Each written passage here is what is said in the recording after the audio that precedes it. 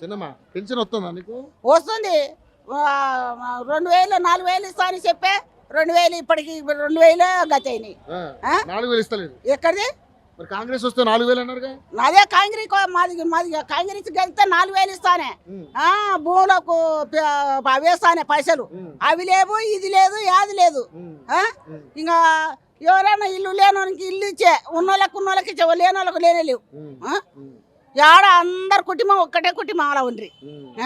ఆ కుటుంబం చూసానా ఓ ఇల్లు చూపాలి, అట్లా చూపపోయి ఇట్లా చూపపోయి అన్ని ఆడివన్నీ తెలుసుకొని ఉండవు. నీవు చేసింది ఏడుతుంది? ఏమన్నా ఉందే?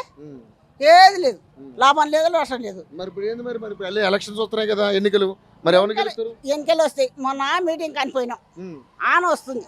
సారు రాయండి, సారు రాయంటే మీ అసంటి సాలరు రాసి సించేస్తుంది. మాకు ఏంది?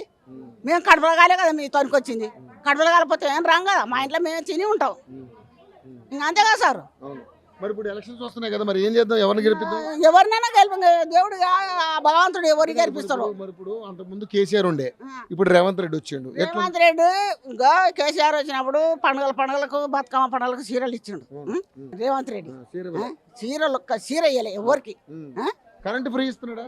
కరెంటు మాకు పిరి లేదు, ఏం లేదు. గ్యాస్ లేదు, కరెంట్ లేదు.